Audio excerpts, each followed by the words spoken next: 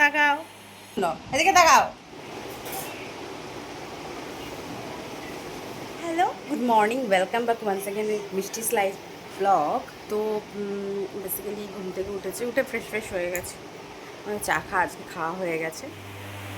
এই দেখো রোজই টয়লেট করেছে, আবার ওপরে গিয়ে ছাদে বৃষ্টি হয়েছে, সেই বৃষ্টির জলে পুরো ভিজে একাকার। এবার সেই ওকে এবার গামছা দিয়ে মোছাচ্ছি, ওর গামছাগুলো আবার আলাদা, ওইভাবে টেনেছি বলে ভাবো না কিছু, আমরা ওরকম।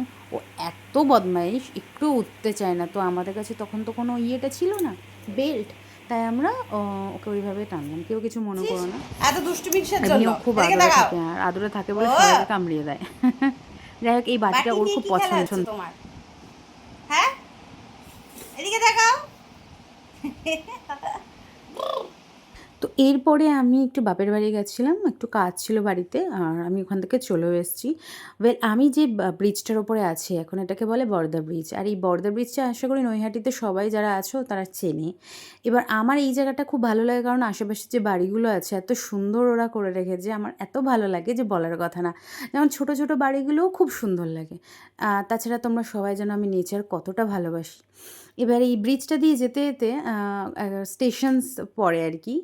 আর এই স্টেশন দিয়ে, মানে এই রেল লাইন দিয়ে, যেটাকে বলে নৈহাটির উপর দিয়ে, আমি অনবরত যাতায়াত করতাম। কলকাতা হোক, পড়াশোনা হোক, যদিও এখন সেগুলো প্রায় শেষের দিকে আর কি। তো তো যাই হোক, ব্যাক টু দ্য স্টোরি।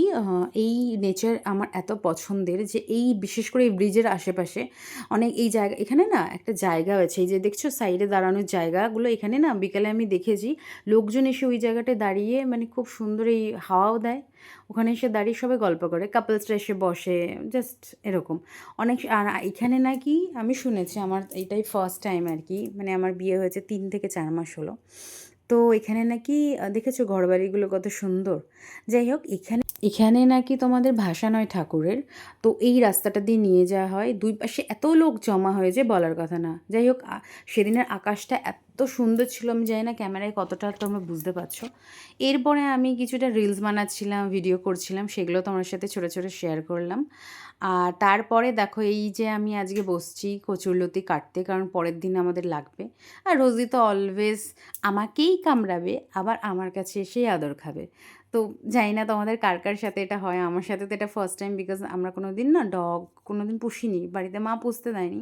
শ্বশুর বাড়িতে এরা হচ্ছে মানে অনেক অনেক কটা আর কি ওরা বাচ্চা পুষেছে।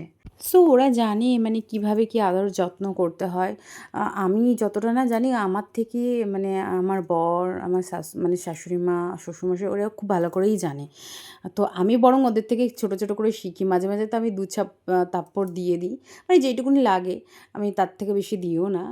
কিন্তু তাতেও আমার খারাপ লাগে, এ বাবা লেগে যাবে নাকি, কোথাও কিছু হয়ে যাবে না, কিন্তু তার জন্য আমি খুব একটা বেশি ওদেরকে মানে ধরিও না, টুকটাক আর কি। আর এইটা আমি এই কচুলতিটা কাটতে গিয়ে কথা বলছিলাম যে তোমরা কি করে কাটো, কীভাবে কি না। তো মানি বলছিল আর কি যে আমি তো বটি দিয়ে কাটি, আমি বলছি এটা দিয়ে তো আমার বেশি সুবিধা হয়, তা আমি এটা দিয়ে কাটি। তো বলছে যে হ্যাঁ, তুই তোর মতন করেই কাট, কোনো অসুবিধা নেই। আর আমি তো তার মধ্যে একটা মুভিও দেখার প্ল্যান করছিলাম, যে ওর জন্য বারবার ঘড়ির দিকে তাকাচ্ছিলাম কটা বাজে, এরপর একটা মুভি দেখবো। যা হয় আর কি, ঠিক আছে। তো যাই হোক, তোমাদের কচুরলতি খেতে কেমন লাগে আর আজকের ব্লগটা কেমন হলো আমাকে জানিও। ততক্ষণ একটু কচুরলতি কেটে নিই, তোমরা ততক্ষণ, এটা কি ব্লার হয়ে গেছে? হ্যাঁ, আমি ততক্ষণ একটু কচুরলতিটা কেটে নিই, তোমরা ততক্ষণ একটু ব্রেকে যাও। তো মিলতে হ্যাঁ ব্রেক কে বাদ। তো আজকে রোজি পড়েছে ডাইপার। এত টয়লেট করছে কি বলবো। তুমি ডাইপার পরেছ? তুমি ডাইপার পরেছ? একটু হিসু করো, তুমি ডাইপার। যাই হোক, তোমাদের আজকের ব্লগটা কেমন লাগলো আমাকে জানিও। আর কারা কোথার থেকে কমেন্ট করছো আমাকে কমেন্ট বক্সে অবশ্যই লিখো। আর যদি কমেন্টে আমাকে কিছু বলার থাকে নিশ্চয়ই সেটাও লিখো। তো আজকের ব্লগটা যদি ভালো লেগে থাকে, please like, share, subscribe definitely করে দিও। এবং যদি মনে হয় আরও কিছু বলার আছে আমাকে, সেটাও কমেন্ট বক্সে অবশ্যই জানিও। আর আমার চ্যানেলের নাম মিষ্টিজ লাইফ, মনে রেখো।